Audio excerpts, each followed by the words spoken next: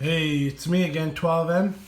Now, I'm going to be looking at the answers for the Cinnabar Gym, and I know it's cheating, and for those who want to do it legitly, don't look at the answers right now, and you can kind of skip it if you want.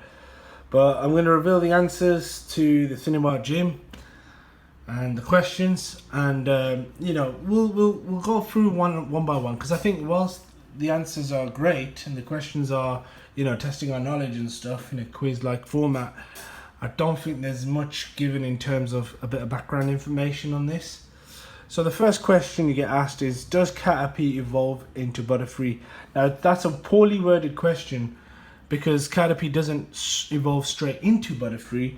You got Metapod and then Butterfree, so that question you have to put yes, sadly. But the way you would reword that question is, does Caterpie eventually or final form evolve into Butterfree? Is Caterpie's final evolved form Butterfree? Something along them lines, because it's kind of a little bit poorly written. Could be due to the number of characters they're allowed to run on these questions, because a lot of the questions are quite short. So for that one you'll put yes. Okay. Now the next question they ask are, there are 9 certified Pokemon gym batches. That's incorrect if we're just looking at Indigo League, which is the league that we're in. However, it doesn't state that. It should state within this league there are 9 badges. But the answer is no for that. There are a lot more badges, obviously, from other places, from like Sinnoh and Hoenn and the Johto region. But for this argument's sake, just put no on that one. Poliwag evolves into 3 stages. Nope, it evolves into 2. That's fine. We can, you can just put no on that one. You got Poliwag, Poliwhirl, and Poliwrath.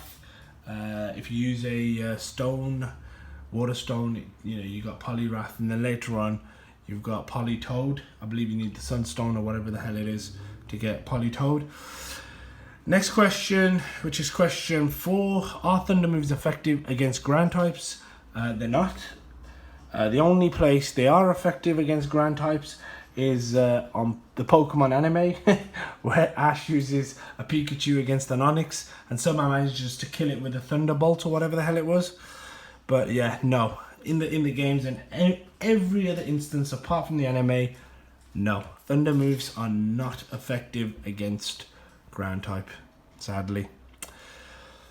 Question 1 to 5. Question 5: Pokemon of the same type and level are not the same. That's correct. If we're applying it in the Pokemon games, obviously the ones you catch in the wild versus the ones that you level up are obviously going to have different stats.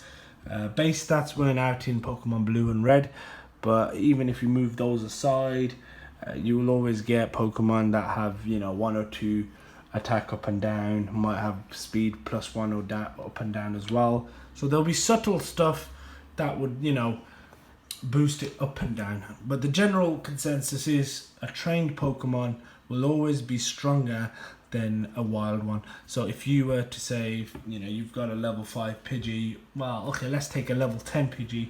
You've got a level 10 Pidgey and you're fighting a level 10 wild Pidgey, I'd say about 80-90%, providing you use the right moves, you will beat that Pidgey, and your Pidgey will be slightly stronger. So it's one of them. That's what they say, but whether there's any fact to it, it's kind of subjective area. But they are different, put it that way. Final question: TM28 contains Tombstone. TM28 is Dig, for those who don't know, and the answer for that is no. Okay. Sorry to spend 4 minutes on this stupid question thing. You probably would have gone through the gym by now. But yeah, hit that subscribe button, because people are desperate nowadays.